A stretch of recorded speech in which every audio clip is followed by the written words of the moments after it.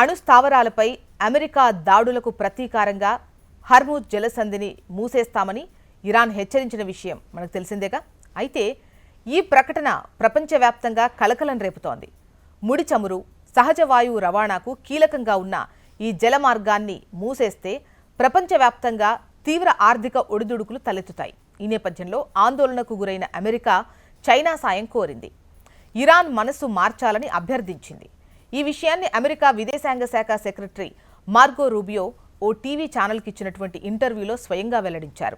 మధ్యప్రాచ్య దేశాల వ్యవహారాల్లో చైనా కూడా కీలక భాగస్వామి అని మార్కో రూబియో పేర్కొన్నారు. ముడి చమురు రవాణా కోసం హర్ముజ్ జలసంధిపై ఇతర దేశాలు కూడా ఆధారపడ్డాయని అన్నారు.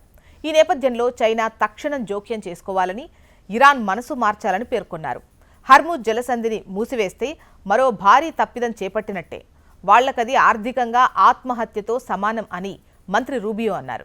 ఈ పరిస్థితి తలెత్తితే ఏం చేయాలనే విషయంలో అమెరికాకు పలు ప్రత్యామ్నాయాలు ఉన్నాయని కూడా చెప్పారు.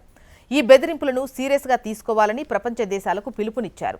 ఈ చర్యల ఆర్థిక పర్యవసానాలు అమెరికా కంటే మిగతా దేశాలపైనే ఎక్కువగా ఉంటాయి.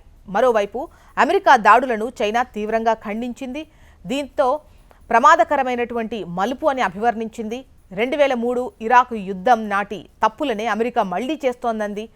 మిలిటరీ చర్యలను కట్టిపెట్టి దౌత్య మార్గాల వైపు మళ్లాలని సూచించింది. ఇక ప్రపంచ ఇంధన సరఫరాకు హర్ముజ్ జలసంధి కీలకమన్న విషయం తెలిసిందే.